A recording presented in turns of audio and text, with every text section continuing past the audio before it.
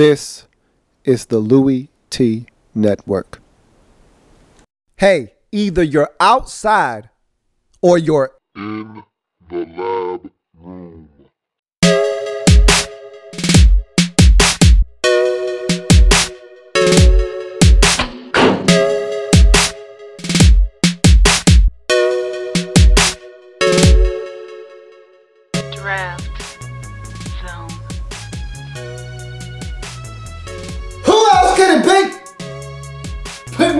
Your man, Louie T. Welcome. You are in the lab room. Of course, I'm your host, Lou. Thank you for joining me. This is the 2015 NFL Draft Wrap-Up Series. We're talking Denver Broncos. You, the viewers, picked the Broncos to be next. We had another slip-up. This was supposed to be the Cincinnati Bengals, but no next. That's the second time, very early in the process, we've had two entries, no next. Guys, gotta be on top of your games. It's a simple game, simple rules. You know the rules to the game. Play next any team you want to see next. So let's not forget one of the key components and miss out on an opportunity to get your team up on the program next.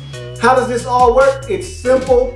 We grade out each and every single team's 2015 NFL draft using our baseball grading scale. Single, double, triple, home run. There are no strikeouts in the draft wrap-up series, as we cannot tell how these players will pan out. Don't want to count any of these players out. Don't want to discount them before they get their chance in the National Football League. And so we get a grade for each and every single player and pick made by X said team.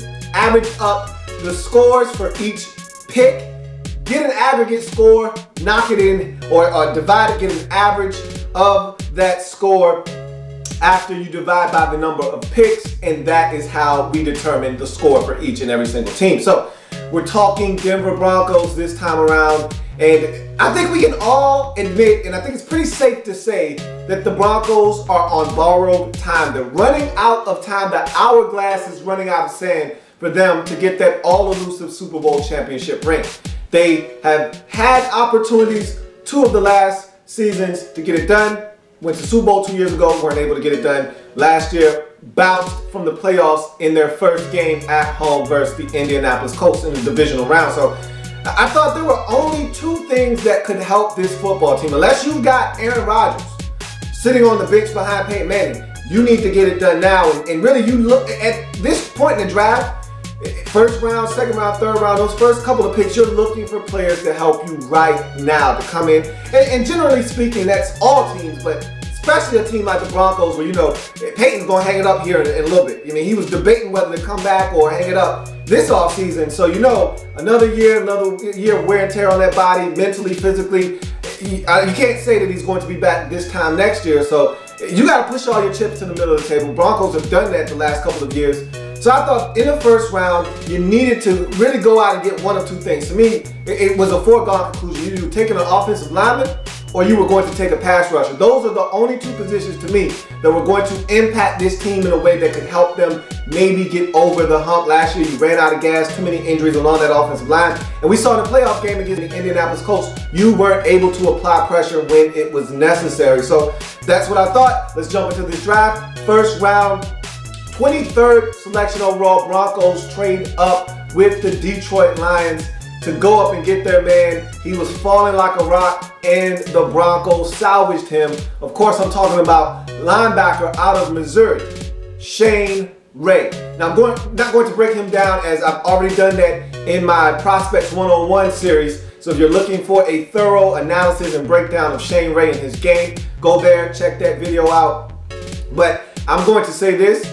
This is a tremendous pick. This is a great value pick, again, because of his exploits early on in the process, and then the late problems that he had with the marijuana test, or excuse me, not the test, the actual getting stopped by the police, the speeding, in which to me, the whole situation was just dumb. It was just a very immature move by Shane Ray. Hopefully he's learned from his mistake.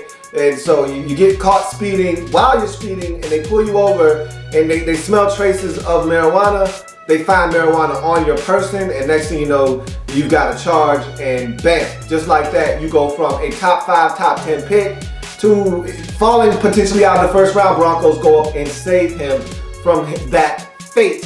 And so this is a guy that can get pressure. To me, I thought he had the most explosive first step in this draft. I thought he was one of the rare natural pass rushers in this draft. We talk about all these edge rushers and guys that can get to the quarterback. But to me, in my mind, there were only two that fit the bill in the first round that were going to be elite level pass rushers, actual pass rushers, not guys that can get to the quarterback. It's a difference between getting to the quarterback and being a pass rusher that requires technique. It requires you to actually have a plan when you rush after the quarterback and be dynamic in it still. And so to me, it was Vic Beasley and Shane Ray were your two natural pass rushers that you could get in the first round. And so Shane Ray, to me, most explosive first step. I thought that this is a guy that I thought, look, you look at Von Miller, explosive first step, you put him on the opposite side, explosive first step, teams are going to be in trouble. If this kid gets it, if he looks anything like the guy that put up 11.5, 12.5 sacks, whatever it was last season, teams are going to be in trouble, especially in the AFC West. This is a guy that can come in and help you right away. I love the selection, and the Broncos know what they're doing here. In this league, you got to be able to do one or two things. Either you got to be able to stop the other team by getting to their quarterback, or your secondary's got to be top notch. If you got a combination of the two, you're in great shape defensively. Broncos know that's what they got to do. They got to stop teams from being able to hoist the football in the air by getting to their quarterback, and Shane Ray is going to help them do that. In the first round, 23rd overall selection, linebacker out of Missouri, Shane Ray is hit hard, hit deep, out of here. It's a home run for the Denver Broncos, going up and getting their man. And again, I thought it needed to be offensive line or a guy that can go after the quarterback. They went and got the guy to get after the quarterback. And to me, very smart move. You move on to the second round, 59th overall selection, offensive tackle out of Colorado State, Ty Sambrailo. Now, Ty Sambrailo, to me, is a magnificent pick. And, you know, when you watch tape of other guys, you stumble upon another gem. And so when I was watching tape on their quarterback, Garrett Grayson, I stumbled upon Ty Sambrailo. And watching him, I just felt like, man, this guy could easily be a late first round tackle. Now, there are some limitations. We'll get to those a little bit later on, but man, was I impressed with what I saw on tape with Ty Sambrailo. Now, let's start with his pros. He is a big man at 6'6", 311 pounds, and that is something that goes unsaid. I mean, I really don't have to mention that. When you're 6'6", normally that comes with long arms, comes with a little bit of girth. He's got all of those things going for him, and so that's something that's going to benefit him down the road. Physical at the point of attack. I was very impressed with his ability to not only maul guys in the run game, but stand guys up in the passing game. When they tried to come with a bull rush, he wasn't having it. And when he would get into his stance, usually it was good night if he got his hands on you. And so he was very, look, that offensive line at Colorado State wasn't the best at times. Sometimes they would give Garrett Grayson a clean pocket and allow him to dice teams up. And other times he would be under duress the entire game, but a lot of that had nothing to do, most of that, if not all of that, had nothing to do with Ty Sambrailo and what he was doing at left tackle. Now, same can't be said for the rest of that offensive line, but Ty Sambrailo got it done 9 times out of 10 when he was blocking for Garrett Grayson. Excellent blocker. Look, like I said, he got the job done at Colorado State, and to me, he's sneaky athletic. That's the next pro. Sneaky athlete. This is a guy that you look at him and you say, okay, he's probably not going to be that good of an athlete, not going to be able to get to the second level, probably won't be able to get to that reach block. All of the things that you kind of attach to guys that are athletic, you looked at him and you said, okay, yeah, he's probably not going to. Reason why he didn't fall or didn't get selected in the first round, reason why he fell to the second round, reason why everybody considers him a right tackle is probably because he's not an athlete. But I watched the tape and I beg to differ. This is a sneaky, athletic offensive lineman. No, he's not going to blow you away with his 40 time. No, he probably doesn't have the best, 40 or 20-yard shuttle. None of that stuff. But when you put the tape on, he is more athletic than he's given credit for. And I think that's something that's going to help him. And I just talked about getting to that reach block and in second level. Those are the next two pros. We're going to lump them together. He can get to that reach block. And if you're going to be a Denver Broncos offensive lineman, and at first I looked at him, I said, he doesn't look the part of a Denver Broncos offensive lineman. Even though 311 pounds, right around what the Broncos are looking for. And so, but again, his body structure, you know, when I think of a Denver Broncos offensive lineman, I'm thinking of a guy like DJ Humphries, kind of lean body type, even though they're over 300 pounds. Not, you know, very athletic, can get out, can run. You're talking Gary Kubiak here. You're talking about, you know, ZBS, zone run blocking scheme. And so you're thinking about guys that are a little leaner, that can get up the field, much like in a Chip Kelly offense where the offensive linemen are running 4.78s and, you know, 4.85s. That's not what Ty Sambrailo is, but he can get to that reach block. He can seal off the edge.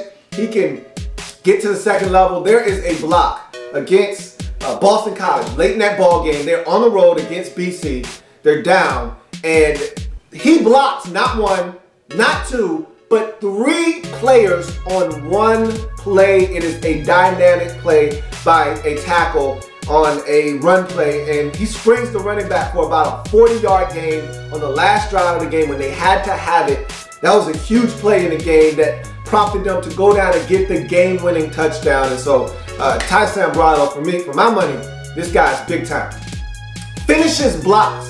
And I talked about that with some of the other tackles that have been taken in the draft prior to this breakdown. And I've talked about some guys lacking the ability to finish blocks. Well, that's not a problem for Ty Sambrailo. He's a guy that finishes blocks. He gets into the body of a defender and he drives them to the ground. Pancake little syrup on top. I love it. And again, let me go ahead and just couple this in with the next pro. Nasty disposition. He's a guy that is physical. He's nasty and he lets you know it. He's a guy that will come, block you. The official blows the whistle, gives you a nice little shove at the end of the play. Get out of here and don't come back. He's the type of guy that'll run, paste you on the ground, and then you're down. Probably can let up. Nope, I'm not gonna let up. I'm gonna rub your face in the turf and I'm gonna give you a little shoulder while you're on the ground. He's got a nasty physical disposition about him, and so that's another thing I like. A nice little nasty streak.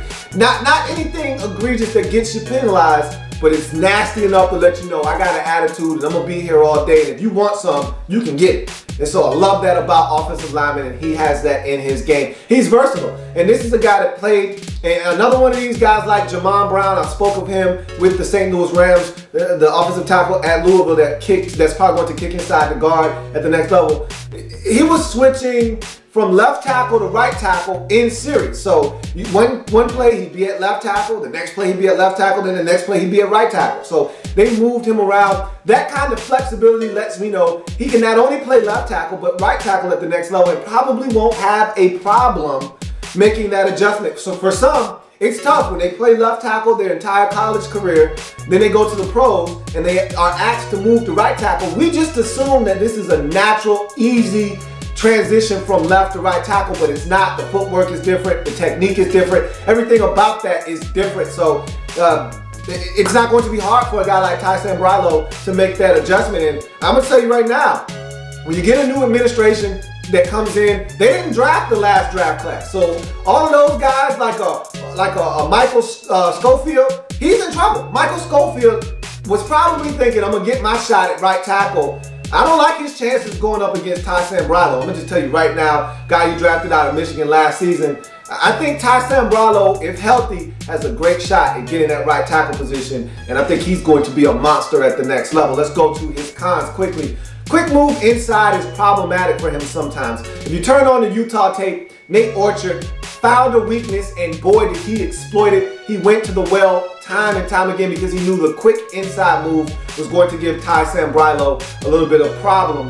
And so he kept doing it over and over again and kept having success with it. And so he didn't give up that many sacks. I don't even know if he gave up any sacks to Nate Orchard in that particular game. I know Nate got a sack or two from the other side, but Ty Sambrailo wasn't blocking him on those plays. But he did put pressure on Garrett Grayson, make him uncomfortable in the pocket, flushed him out a couple of times with that inside move. So that's something that Ty Sambrailo is going to have to clean up at the next level. But again, that's what they do at the next level. They take your weaknesses, they minimize them, highlight your strengths. He'll get better at protecting the inside on quick moves.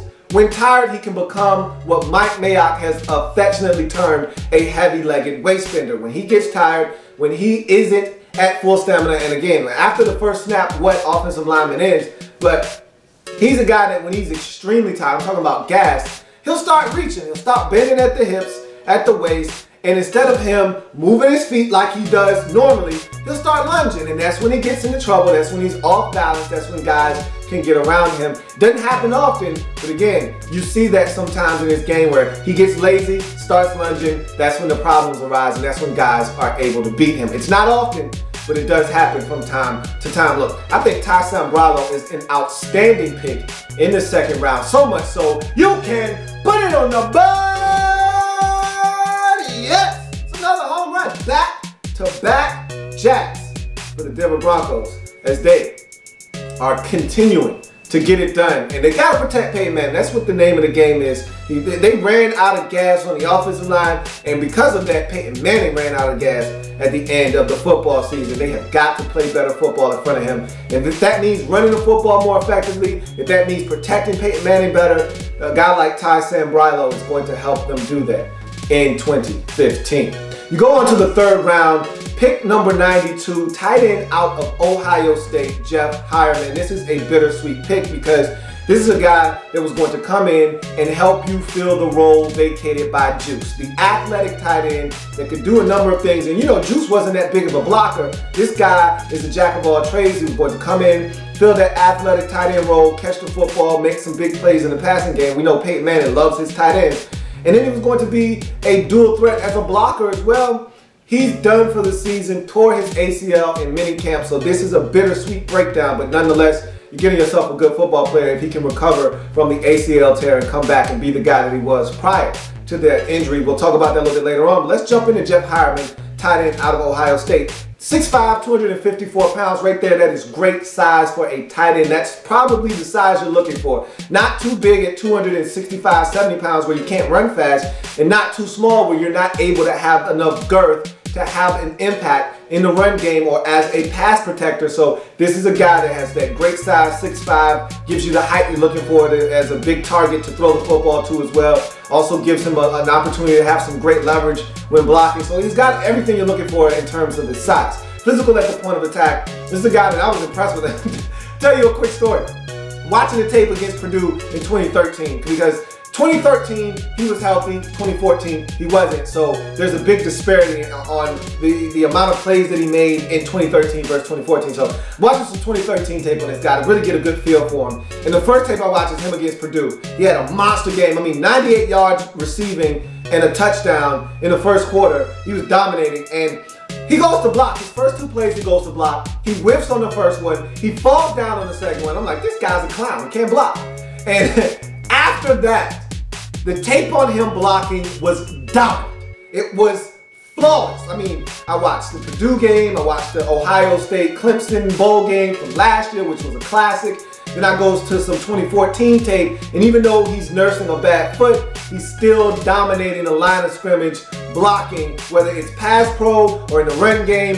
He was dominant. Speaking of which, excellent blocker is the next pro. I basically explained that to you. This guy is borderline dominant in the pass blocking department as well as the run blocking department. He does a great job of sealing off defenders, getting in the way, holding on to his block without holding. You know, a lot of these guys don't know hand placement, aren't able to situate themselves in front of a defender good enough to where they don't have to hold. They can't set the edge without holding and getting a penalty drawn. And so he's one of these guys that understands the mechanics of blocking and what he needs to do, angles that he needs to take to cut guys off. It's a beautiful thing. When you see a tight end that can block, it's a beautiful thing to watch. And what we fail to have in this day and age with tight ends is a guy that can do both. Normally, if I tell you a guy's a hell of a blocker, that means he can't. Oh, okay. So I usually draw the conclusion quickly. Oh, he's a great blocker and he can't catch. He's not an athlete. Okay. Wrong. Sneaky athlete is the next pro, okay? This is a guy that you can't leave him open, you can't leave him unattended because he'll make you pay. He's one of those guys that'll bust the seam wide open, split it and go for a 55-yard touchdown if you're not careful. Axe Clemson.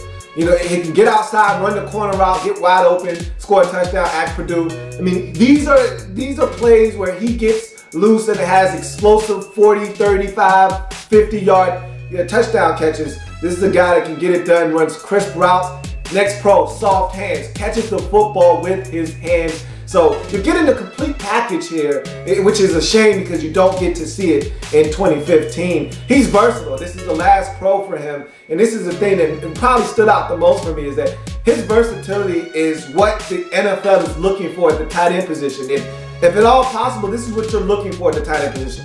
He played H-back, he split out wide as a tight end, and he played inline as a tight end at Ohio State. So you're getting essentially the best of all worlds with Jeff Hireman. He can line up in the backfield, and the 55-yard touchdown he had against Clemson in the bowl game was from the H-back position. Sneaks out of the backfield, runs an arrow route and essentially a seam up the middle. Busted coverage by Clemson. They lose track of him because he came out of the backfield and runs into the end zone for a touchdown. And so he can get it done from multiple positions. You can split him out, have him be a mismatch there in a slot or even out wide, or you can have him be a crack option from the slot, come down, set the edge in the run game. So there's a number of things you can do with this guy. Jack of all trades at the tight end position. Love Jeff Hireman and what he brings to the table. You go to his cons, and really to me, the only con here is the fact that he's injury prone. Dealt with the injury with his foot last year, like I talked about in 2014, so he wasn't as effective. To me, if he didn't have the foot injury, and he's able to display the athleticism that we saw in 2013, and in addition to the blocking that he brings and provides, this guy would have probably been the first tight end off the board. Probably would have been a borderline first-round pick because he has the athleticism you're looking for. He has the ability to set the edge in a run game and be a pass protector. He has everything you're really looking for, but the injuries hampered him, and so you didn't really get to see all of that on display enough to make this guy a viable option to be the first tight end off the board. But then you come back, and now he's got the ACL tear of the left knee, and so he's going to be out the entire 2015 season. So injuries are a concern for Jeff Hireman right now. If he can remain healthy, I think this guy's going to be the next big thing at the tight end position for the Denver Broncos. In the third round, pick number 92, tight end out of Ohio State, Jeff Hireman for me is a solid triple. I wanted to bust him down to a double because of the injuries, because we don't know what this guy's going to be post ACL tear. But just the tape alone and what I think with modern science and technology, ACL tears are becoming something that guys come back from, and almost like Tommy John surgery, they come back better than ever in some instances, like an Adrian Peterson. So I'm not as worried about it. It's just a shame because you don't get to see him display his talents in his rookie season. You'll have to wait till next year, which will effectively be his rookie season in the National Football League. But it's a triple for me. I like this guy. I like all the intangibles. I like all the skill sets that he brings to the table. Feel like he's going to be able to help this Denver Broncos team. Let's just hope it's not too late. Let's hope he gets a season with Peyton Manning down the road. Look, after what happened last year, and if the Denver Broncos somehow find a way to win it all this year, he's not going to get to play with Peyton Manning. Whether they win it all or not, he might not get to play with Peyton Manning. We'll see.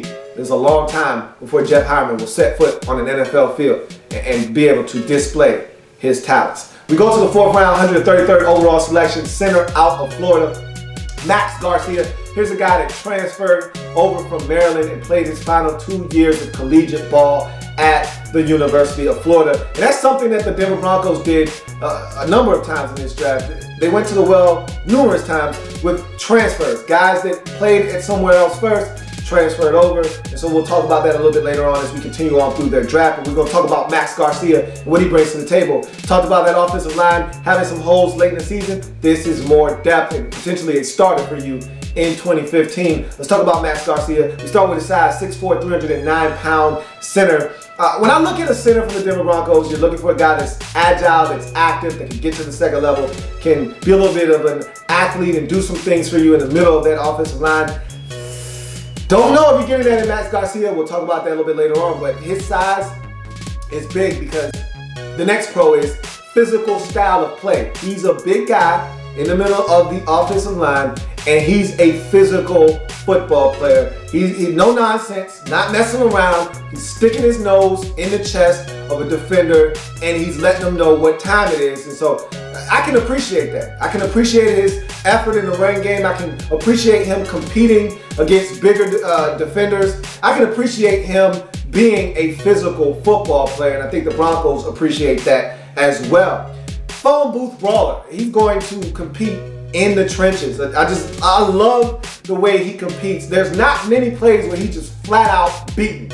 And I didn't see many plays, if any, where he was just bull rushed. And so that's the next pro. Handles the bull rush with ease. Like I said, a very physical natured football player. So you don't get him getting blown up very often. Where he struggles is in the speed game, and we'll talk about that a little bit later. His versatility, though, is something else that I think the Denver Broncos are enamored with. When he came to Florida, they needed help at left tackle, so he played left tackle. Then they needed some help at left guard, thought they had a better option at tackle, so they kicked him to left guard.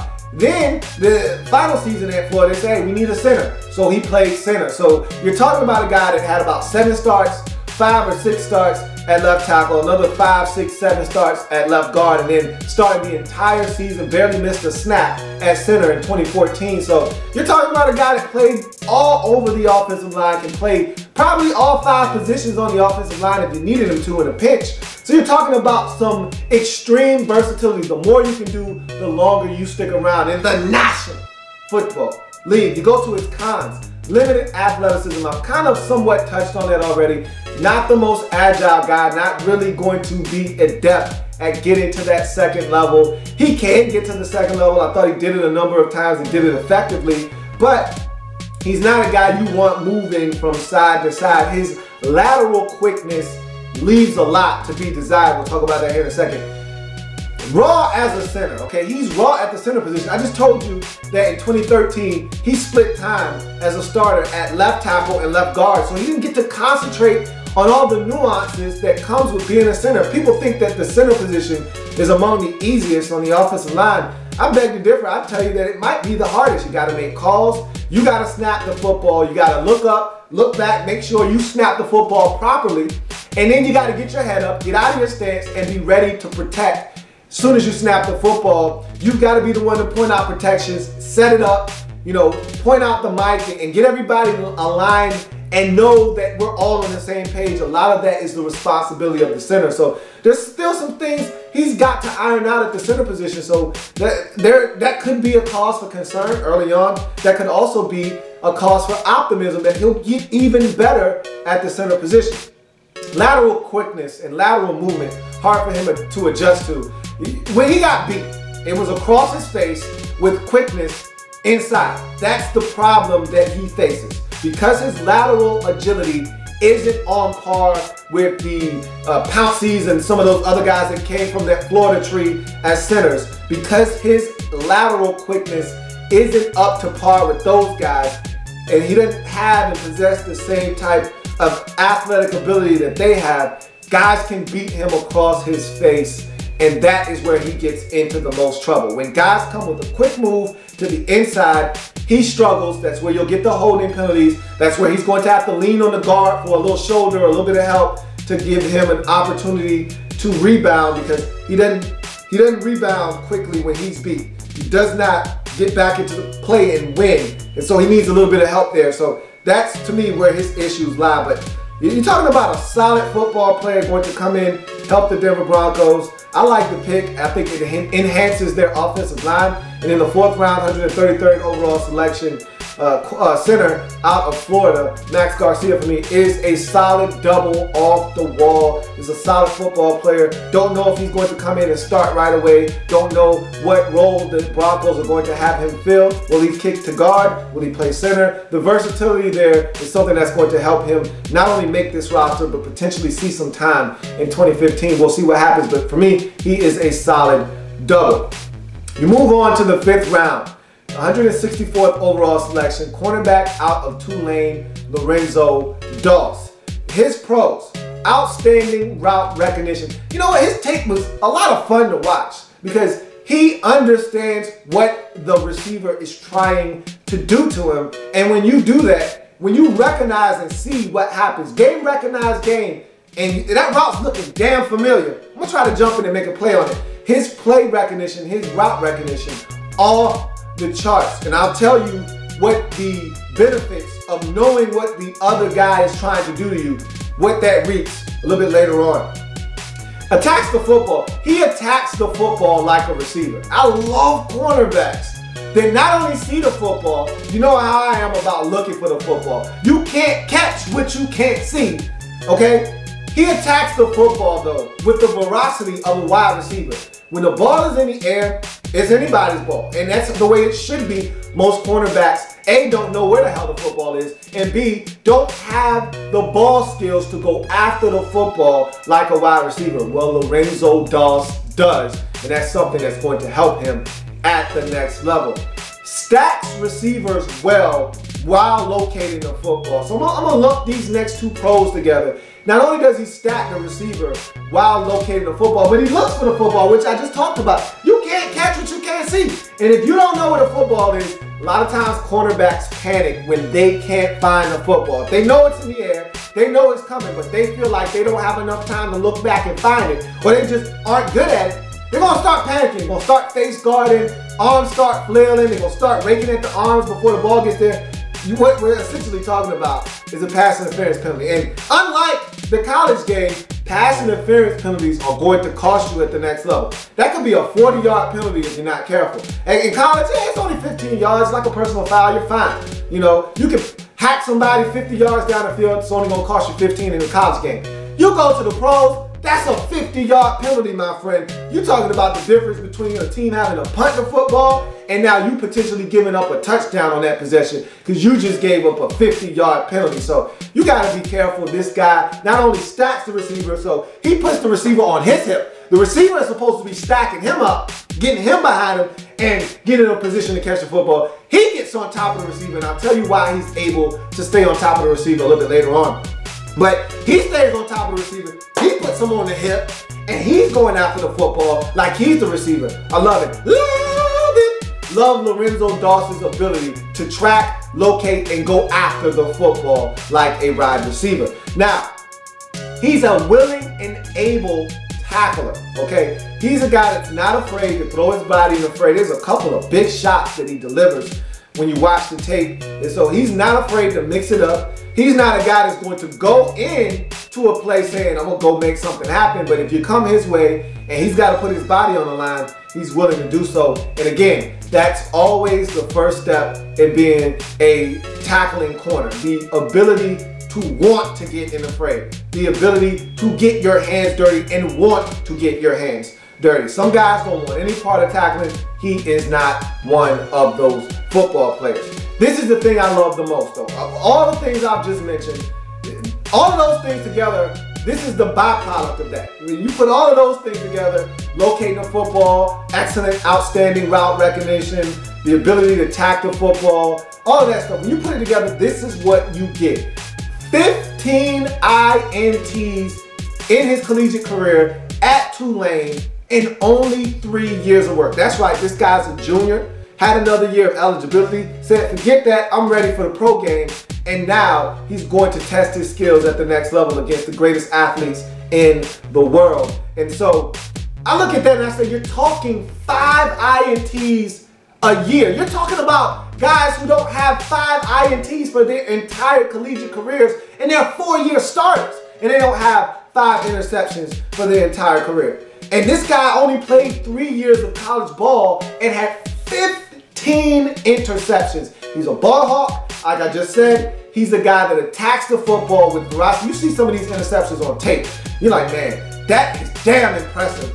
And like I said, he has some of the most fun tape to watch of any corner that I've watched in this process before. And again, I haven't watched a lot of guys at the cornerback position, so not really saying much. But I'm pretty sure, as I watch tape, there's not going to be many more corners that show up to the party boasting 15 career INTs in only 3 years of work. So you call it what you want. You can say he played in a conference with quarterbacks that were willing to test him and give him opportunities to make plays. I'm going to tell you, this is a guy that just makes plays on the football. You go to his cons. Takes poor angles. And it doesn't just go for tackling, but also when he's pursuing the football. Even when he's in pursuit of the ball, he makes some mistakes. He's a gambler. When you get 15 interceptions, look, the bigger the risk, the bigger the reward. But just know, you take a big risk, you're willing to give up a big play like he did against Rutgers. Goes after the football, tries to undercut a route. Actually happened to him twice in that Rutgers game. And this was in 2013, I believe, or it might have been 2014. I'm not sure. I think it was 2014. because Gary Nova was still quarterbacking. So I believe it was 2014. And Gary Nova hits the receiver. It's a corner route. They're at the 4-yard line. Okay, they come inside, they send a receiver in motion, so there's 2 receivers to that side of the field. He yells to his teammate, hey, we're switching. If these 2 guys run across each other, we're just gonna switch. Whatever comes inside, you take him. Whatever comes outside, I'll take that guy. And so the inside receiver ends up running a corner route, the outside receiver ends up running an in-breaking route, so they switch. And so the corner route goes right in front of his face. I told you, outstanding play recognition. He understands what this receiver's doing. He knows it's an out-breaking corner route to the corner of the end zone. He jumps it. He's got a beat on the football. Problem is, his angle to the football was so poor.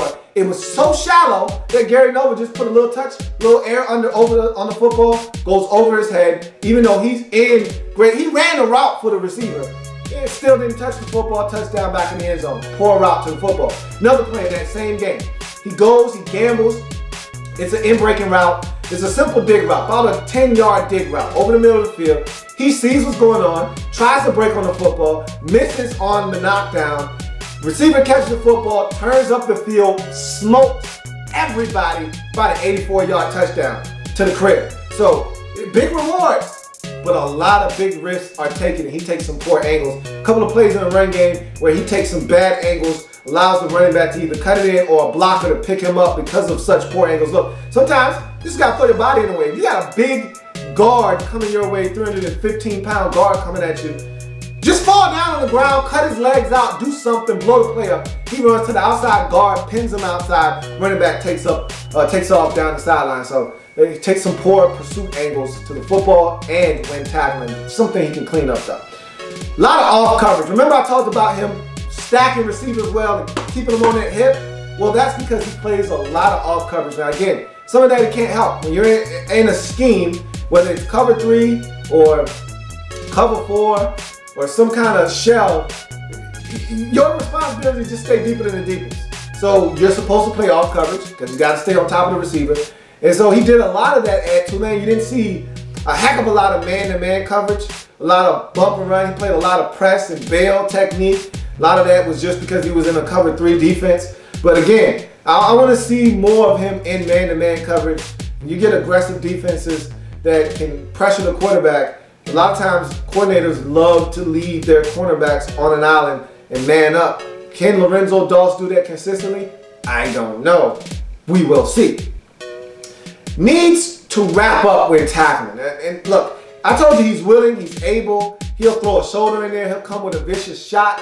Saw that a couple of times on tape. But he'll also miss a tackle because he's not wrapping up, because he's looking to come with a shoulder, because he's looking to come with a little bit of a physical bump. I need you to wrap up. I'd much rather have the short tackle than the guy that's coming up looking for the kill shot and miss. Give me, I don't want style points here. I don't want you looking for the ooh and ah shot. I want the guy on the ground. And so if that means just coming up and making a simple form tackle, so be it. Do that. Don't come up and try to lay a guy out with a shoulder, have him bounce off of you, or you flat out miss, and the guy pick up another 15 yards on the play. Get him down on the ground. So he needs to wrap up when he tackles. But with all that being said, man, I like this kid a lot. So much so that in the 4th round, or 5th round, excuse me, 164th overall selection, cornerback out of Tulane, Lorenzo Doss for me is a triple. Really like this kid and what he brings to the table.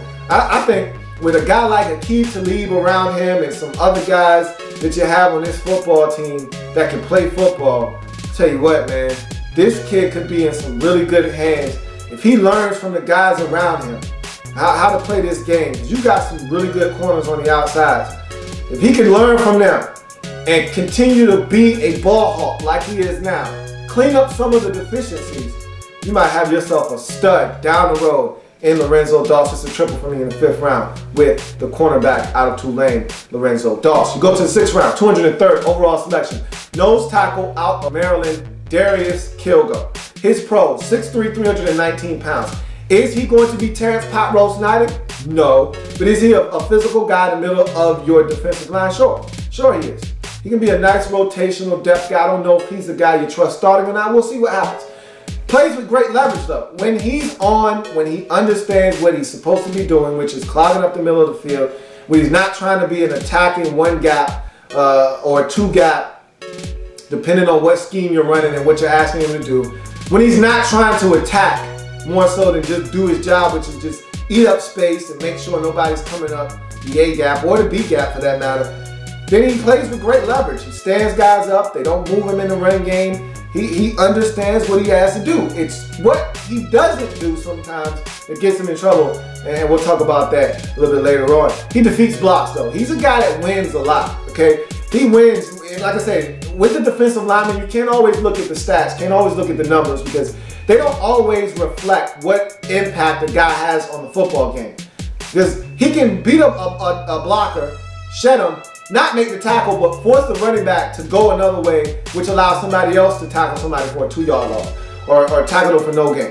He can blow up a play, not actually get in on the tackle, but because of him being destructive in the middle of the defense, he makes it possible for somebody else to make a play. But he defeats blocks a lot of times, whether it's with quickness, whether it's with sheer force and brute strength, or if it's just him winning off of the line of scrimmage. He defeats blocks a lot of times.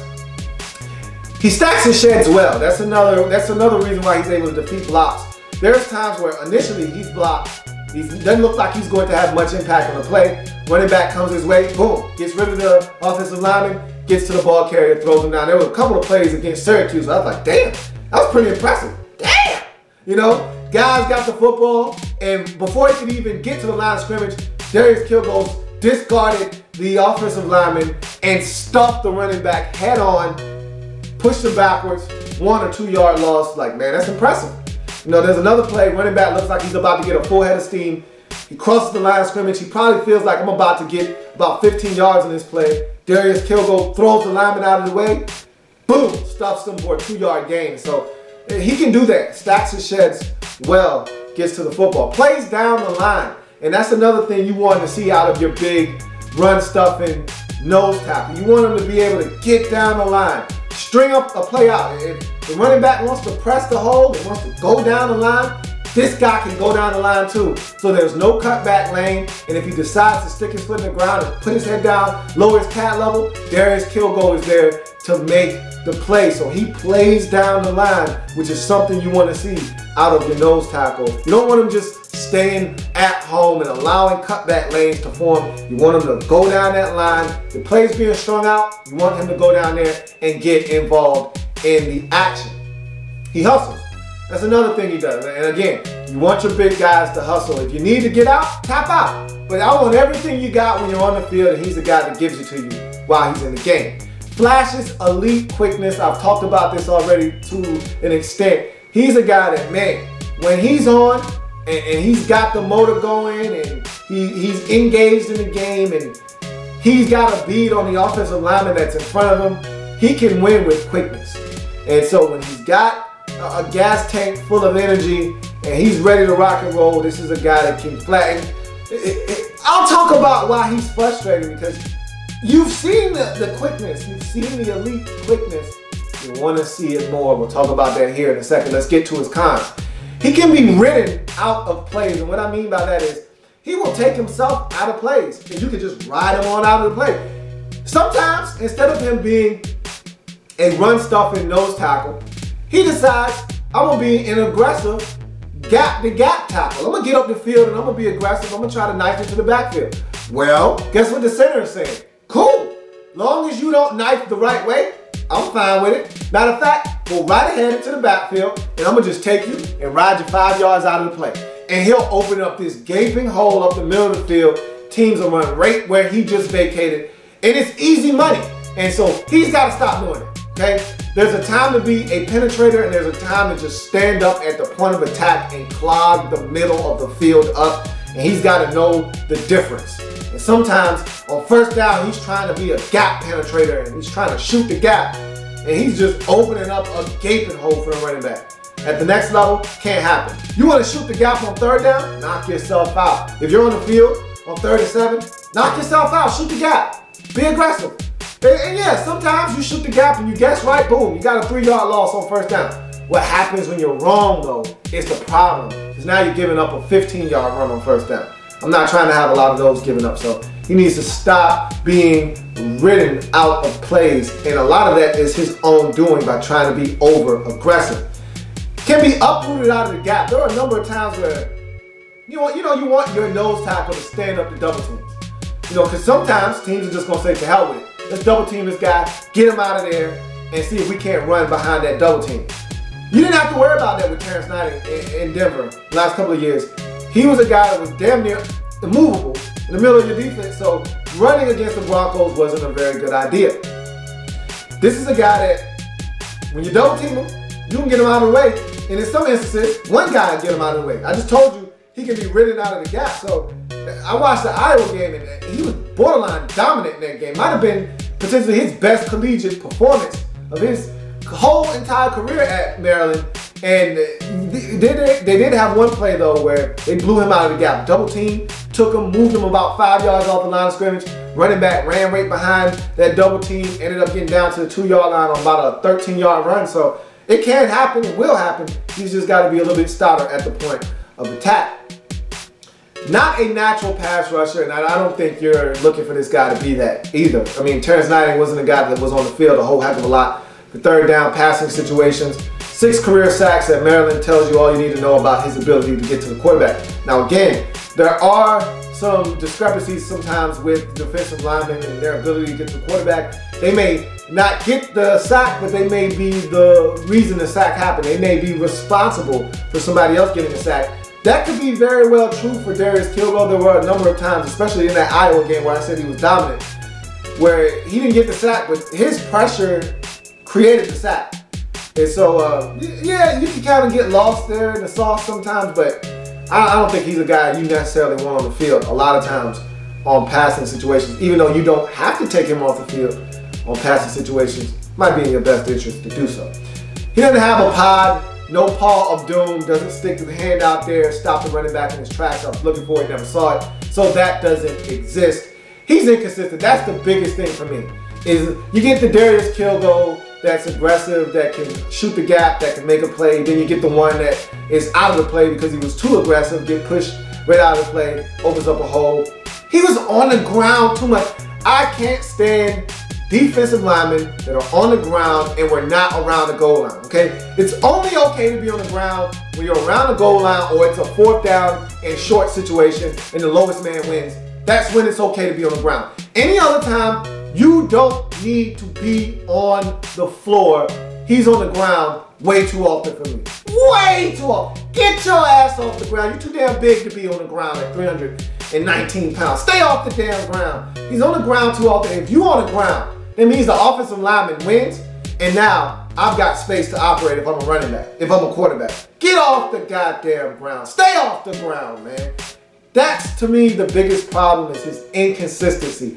You got light bulb Darius Kilgore, and then you got the Darius Kilgore that's just on. He's just on the field. Not making any plays. In fact, he can hurt you in certain instances because he's not where he's supposed to be.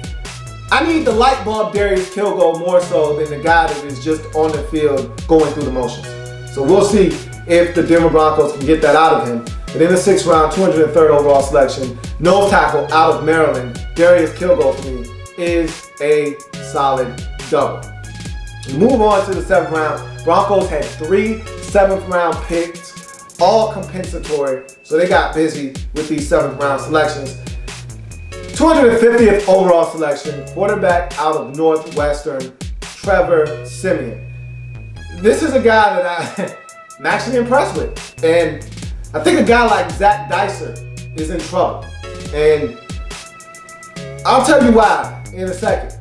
But pros, 6'3", 215. So not in the same mold as a Brock Osweiler or even a Zach Dissect. Those guys are much bigger.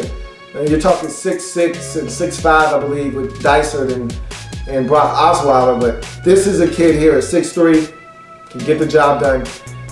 Strong arm. And I'm going to go ahead and lump the next one in accurate as well. And his arm, I was impressed with some of the throws, whether it's a boundary throw to the outer hash to the sideline, or you're talking about, a deep ball 50 yards down the field on the button. He's an accurate guy. Even though his numbers don't bear that out, he never had a season in which he had over 100 attempts throwing a football where he had over 60% completion percentage. But he had a lot of drops at Northwestern. These guys were dropping the football left and right. I'd like to think that with more cooperation from his receivers, we're talking about a 61, 62% completion percentage for Trevor Siemian with his starts at Northwestern. So I think he was pretty accurate. The games that I watched, I didn't feel like, oh man, he missed that one. I didn't say that to myself too many times. There were passes that he missed, sure, absolutely. But I didn't feel like he made a lot of mistakes with accuracy when guys were running open and free. I didn't feel like he missed them very often. Stares down the gun barrel. This is a thing that I think I like about him. And let's just lump these two together because his toughness is another pro, and I really want to elaborate on his toughness. His ability, let's start with the ability to stare down the gun barrel though. His ability to stare down the gun barrel is outstanding, man. I mean, just tremendous. It takes a lot of poise and moxie to know that you're about to get drilled in the mouth as a quarterback and deliver the football knowing you're about to take one in the chops. And his offensive line did him no favors. They were terrible at Northwestern protecting him. I mean, they did a number of things, boots and rolls and things to try to, and they played primarily from the shotgun, so that's something we'll talk about a little bit later on. So he was able to dissect what the defense was doing and try to get rid of the football, but he took some shots at Northwestern, and his ability to not only embrace it, but still deliver the football on the button. I love it. Absolutely love it. That's a quality that you need to have at the next level because you're going to get hit in the NFL. And you're going to need to still be able to throw a catchable and on-target football despite pressure bearing down on you in the pocket. That being said, his toughness, it extends beyond physical toughness, staring down a gun barrel, taking shots because your offensive line isn't protecting you. I can't stand the two quarterback system, okay? To me, it takes a level of mental toughness to see guys drop footballs, to see offensive linemen with numerous penalties because they can't protect you, so they have to hold to protect you from getting drilled, and have a big play erased because your offensive guard on the right side had to hold a guy that was going to cream you because he got beat, so he had to hold him to stop him from getting a free shot on you. That's frustrating in itself. Takes a level of mental toughness to overcome those hurdles, of drop passes and offensive linemen committing penalties. But it's another mental hurdle altogether to have to be yanked out of the game when you're just starting to get lathered up and you're getting into a rhythm.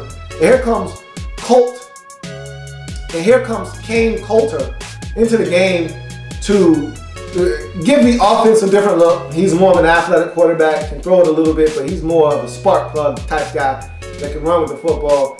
And so he comes in and all of a sudden you got to go sit down now. And that takes a level of mental toughness that you have. I mean, it really, to me, affects your psyche as a quarterback where you're starting to get into a rhythm and all of a sudden here comes the hook. It's almost like a basketball player. You start to get in the flow of the game and the coach says, hey, come sit down on the bench. And it's just hard to get into the flow and the rhythm of the game. You're not used to that as a quarterback. In basketball, you're used to that. There's times when you have to sit down, there's times when you need to be on the floor. Football, as a quarterback, you expect to be on the field when your team's on offense. And to be out of the game takes a level of toughness that I feel like Trevor Siemian has. I respect his toughness. Not only physical, but mental toughness as well. Adequate athleticism. Look, I basically liken it to someone being able to protect themselves. Do you want to get in a fight? No. I don't want to get in a fight. I don't know about you. I don't want to get in a fight. But if one should arise, can I protect myself? You damn right I can. Same thing with a quarterback scrambling. Look, do you want this guy running? No, probably not. I don't want him running. But can he run in a pinch when he needs to? You damn right he can. He can tuck it and run. Pick up 7 yards on 36. Why not? So the adequate athleticism is there. And that's all I ask out of my quarterbacks. I don't want you running, but if you need to, good to know you got it in your back pocket. Beautiful deep ball. And man, he had feathery, soft touch. What the death? Boy, them deep balls were something of beauty. Boy, they were a thing of beauty. They were just so elegant. Just falling out of the sky like a big roll of Charmin. Just soft. Boom. And they were dropping. They were dropping the football, deep ball. We talking about touchdowns, moonshots, easy, 55-yard walk into the end zone touchdowns. Guy's dropping the football. But he put him on the money, my goodness. That guy can throw a deep ball. So there's a lot to like here.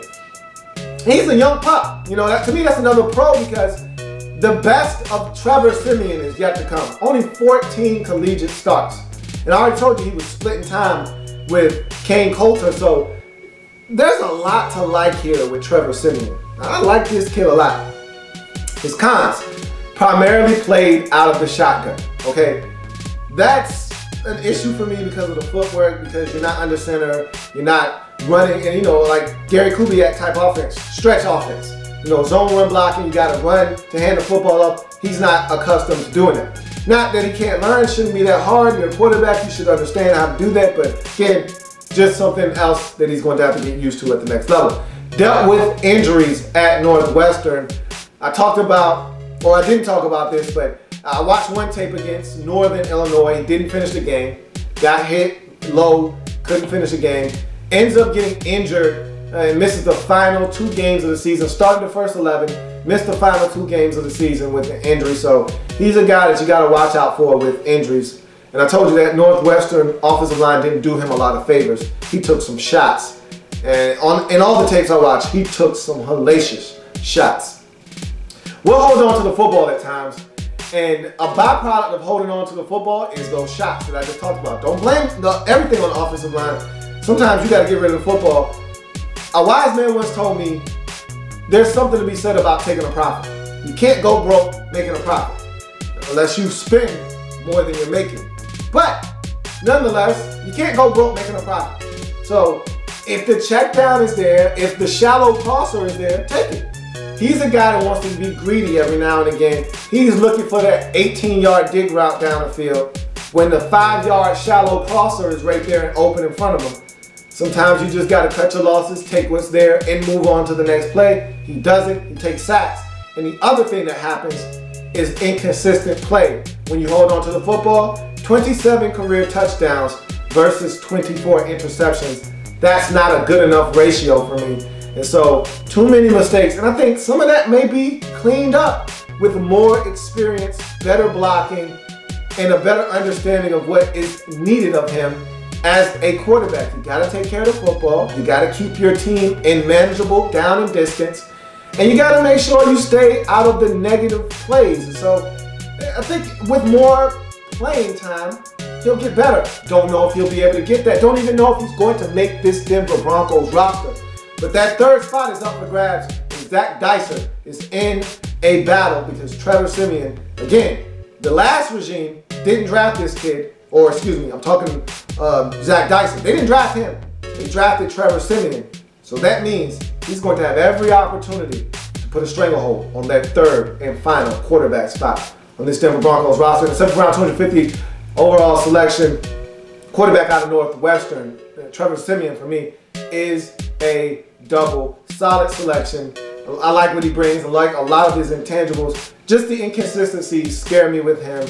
We'll see what happens. May not even make the roster, but if he does, I like this kid. I like him a lot. We go to the next pick, 7th round, 251st overall selection, cornerback out of Tulane, Taurine Nixon. He's a transfer from Memphis. I talked about the Denver Broncos picking up a couple of guys, or a few guys for that matter, who were transferred. Here's one of them. His pros. Electric, explosive athlete. We're talking about a 4.37 40 guy, 11.2 broad jump, so you're talking about explosiveness, all right? He's willing to get dirty. That means he's willing to tackle, he's willing to get in the fray. Number of plays where I saw him actually get dirty in the play and get his hands dirty and get the ball carriers down. He's a special teamer, so he's willing to do the dirty work, come in, run down on special teams, make a tackle. He's versatile. Played in the slot at Tulane, played out wide at corner at Memphis, so he's got a little bit of exposure at both boundary corner and in the slot, so he offers you a little bit of versatility. His cons, and to me it's just one big con that really is responsible for all of his deficiencies as a football player. He's raw at cornerback. This is a track guy, okay? This is a track guy as evident with the speed. This is a track guy that's playing football, so he's still learning how to play the game of football the right way. And everything that I think I saw on tape that was a deficiency, he got beat on a number of plays for touchdowns, down the field. couldn't locate the football, was trailing. He's relying too much on his athleticism. Instead of technique carrying the day and allowing his athleticism to help him make plays, he's relying sheerly and solely on his athleticism. And that's the problem that he's running into. The technique isn't there. He's not locating the football. All the things that his teammate across the field from him, Lorenzo Dawes, is doing to make himself a 4th or 5th round selection, he wasn't doing. And so there's a lot left to be desired as a cornerback. He simply was selected, and this is what your 7th round selections are supposed to look like. Athletes that you're hoping can have the light bulb turned on. Is this guy a good football player right now? No. But he's a supremely gifted athlete that if we coach him up correctly, could probably help us. You don't know what you're getting, and because of that, he's a single for me. But I'm going to tell you what, the athleticism cannot be denied. If they can mold this kid into a solid corner, but an even better special teams player, you might have yourself something here in the 7th round in Taurine Nixon, cornerback from Tulane. But right now, I just don't see it. I don't know what the Broncos are looking for. They just know they got themselves an athlete. And that's all you can ask for in the 7th round, to be honest. You take a flyer on an athlete and see what you got. That's what they did with Taurine Nixon. You go to their final selection in this draft, the very next pick, so 3 consecutive picks in a row. That's normally how compensatory picks work. 252nd pick overall. Defensive back out of Oklahoma State, Josh Furman, another transfer, this time from Michigan, finished up his career at Oklahoma State. His pros: big, 6'2", 202-pound athlete, okay? And when I call him an athlete, because he really didn't have a position, he's a hybrid safety / linebacker. We call those rovers. So he's a guy that's comfortable more so around the line of scrimmage than he is away from it in space. And so even though he's a 4'4", 740 guy, 6'2", that is amazing, okay? And he has a 10-4 broad jump, which is explosiveness all over the place. He's a physical tackler, and I'll tell you why it's surprising that he has a deficiency in another area a little bit later on. But he's an explosive athlete. You put him around the line of scrimmage, and he's a physical football player. He wants to get in the face of a ball carrier. He wants to get his hands on somebody. He wants to get involved in a football play. You see the twitchiness. You see the ability to make sudden moves and get to the ball carrier and close the distance between me and someone looking to catch the football or who has the football. So you see a lot of the things that probably adored himself to the Oklahoma State coaches, which made them feel like they needed to put this kid on the field. He's also a guy that is very active around the line of scrimmage. He's an in-the-box safety, essentially, for all intents and purposes. He's not a linebacker. At 202 pounds, I don't want to classify him as a linebacker. He's really a safety coming down into the box and giving you support there. You know that niche that Dion Buchanan carved out last year? I think that's going to be the wave of safeties that you really don't trust them out of space, but they have the qualities of a linebacker, but they're in a safety body. So you bring them in nickel situations and you bring them down in the box and you have them play around the line of scrimmage and you have them run with the shallow routes, the crossers and things of that nature. You have them blitz. You have them be aggressive around the line of scrimmage, but they're really a safety, but they're playing more like a linebacker. That's what this guy can do. That's what Josh Furman did at Oklahoma State, and I think that's what the Denver Broncos are going to ask him to do if he's going to make this roster. He's going to have to be an outstanding special teams player, but he's going to have to show them a lot of what he showed at Oklahoma State, the ability to make plays around the line of scrimmage, and he's a special teams player. That's another pro for him. You go to his cons, classic tweener, okay? This is your prime example of a tweener. At 6'2", 202 pounds. He's not, and let's just go ahead and lump these two cons together. Despite his athleticism, remember I told you something was surprising? Despite him being a 4'7" athlete that's twitchy, that is explosive, he struggles in space. He's not the type of guy you want out in space guarding a guy that's actually running a route down the field. He can go with your little speed out, he can run with your little dragger across the field. Those are fine, but when you start going down the field vertically, that's when he struggles out of space, which is why they play him closer to the line of scrimmage. So he's a tweener. He doesn't have the movement skills that you would like out of a safety, but he's not big enough to be a linebacker, which he's more in the mold of a linebacker. So classic tweener, really doesn't have a position right now. We'll see what the Broncos decide to do with him. Again, another example of the Broncos taking a flyer on a guy that is an extremely gifted athlete, but you really don't know what you're getting. Nothing wrong with that in the 7th round. These guys normally don't make your roster anyhow. If they're good, if they prove themselves, they'll earn a roster spot. If not, then you just move on. In the 7th round, and Josh Furman, defensive back out of Oklahoma State, for me, is another single. I wanted to give him a double because of his ability around the line of scrimmage, but he's a tweener. I don't know what you do with this guy. Don't know if there's a place for him on this roster. If he comes out and is a standout on special teams, and he has the ability, more so than Tareen Nixon, to be a standout on special teams because of his physicality. He has the speed and the physicality. I think he has the makings of a great special teams football player. We will see, but he's a single to wrap up the Denver Broncos draft. So you tally up what the Broncos were able to accomplish in their draft wrap-up, and you take a look at their first 2 picks, both home runs to start out their draft. So you got 2 fours there. Max Garcia is a double. Lorenzo Dawes was a triple for me. Darius Kilgo, another double. Jeff Hireman, your 3rd selection in this draft, was a triple.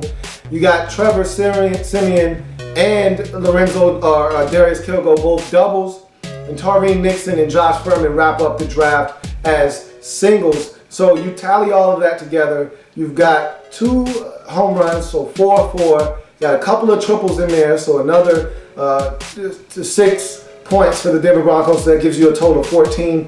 3 doubles. Then you get a doubles bonus for that, so that's 8 more on top of the 14 you had, so that's 22. You add in the last 2 singles, gives you a total of 24, 9 selections in all. Slice that up and you end up with a 2.7 for the Denver Broncos. It's a solid double, off the wall, into the corner. The left fielder's got a pretty good arm. You wanted to try for a triple, thought better of it, went back to second base. It's a 2.7 double for the Denver Broncos in the 2015 NFL Draft Wrap-Up Series. What happens in the National Football League, whether big or small, we cover it all here in the lab room. Come back and join me as I continue to break down anything and everything in the National Football League. See you in a bit. Remember, don't forget next as we wait to see who is next in the series.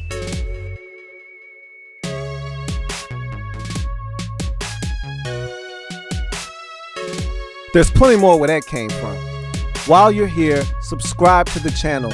If you want more Louie T, be sure to follow me on Twitter @InTheLabRoom, or you can like the Facebook page @InTheLabRoom. That's In the Lab Room on Facebook and @InTheLabRoom on Twitter. Don't forget, subscribe to the channel if you haven't already done so.